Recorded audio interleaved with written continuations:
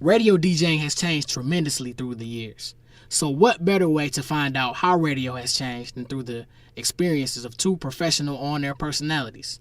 First up, we have Rick from WKNX in Saginaw, as well as Steve from WSNX in Grand Rapids. You know, I can't tell you how many people have asked me how I got my first job. Kind of interesting. For as long as I can remember, I've been involved in the music aspect of the business because my dad owned all the jukeboxes in our part of the state, eastern Michigan, from Saginaw all the way north to Alpena. So I always had plenty of records to listen to. Drove my folks nuts probably a few times. But hey, that's what kids are for. Anyway, then I started really listening to the radio stations back in the 50s and early 60s and told myself, I'm going to do that someday. Well, when I was 16 and ending my freshman year at St. Stan's High School in Bay City, I took a ride to WSAM in Saginaw.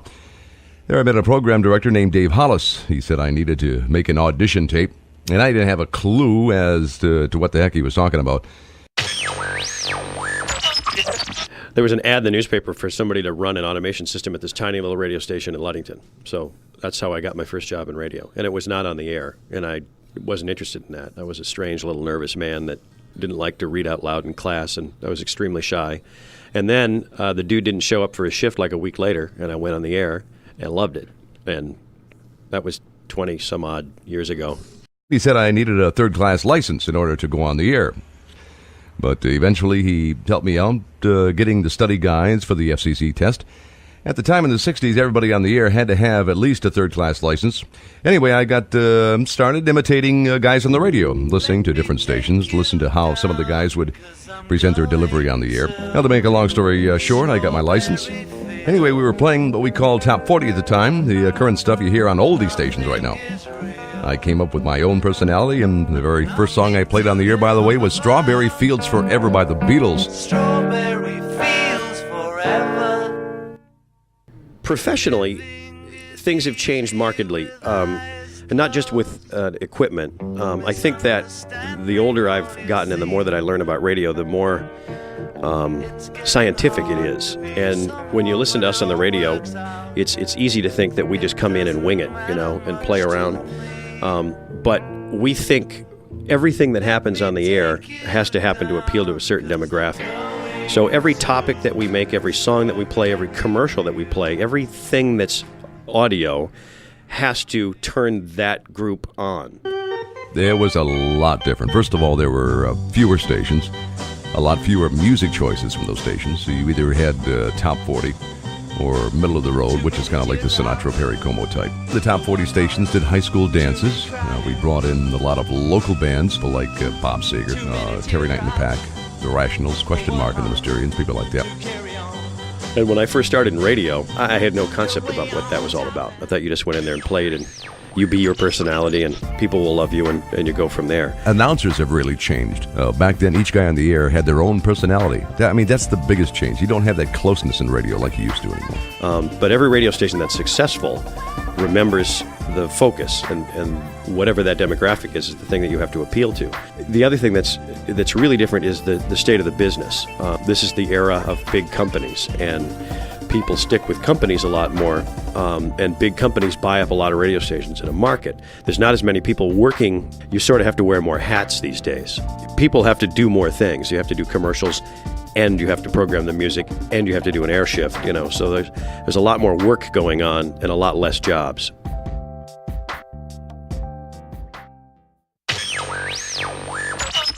I like the way it is now, but I prefer the way it was, because the way it was a lot more fun. The music, I think, was better. Of course, now everything is on a computer. We went from 45s to albums to CDs, and now most of the music is on a computer, and all you do is talk. Simple as that. There's no work to it anymore.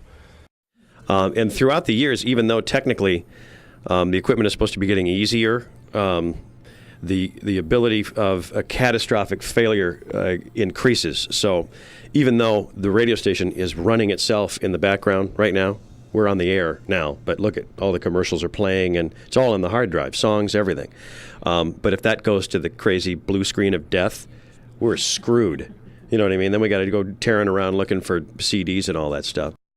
Equipment-wise, we had a lot bigger machines back then. Well, our studio was like 2 turntables on the right-hand side, 2 great big tape decks on the left-hand side, stacks and stacks and stacks of 45s and albums, had the AP or UPI teletype machines constantly typing out the news, sports, and weather. When I started, I worked with albums, actual albums, and that was a pain in the ass because there's so much that can go wrong with it. We used to have 45s and then the long play, the 33s. You'd have the wrong speed. So you'd be all smart alecky, and now here's somebody, and it was whoa, whoa.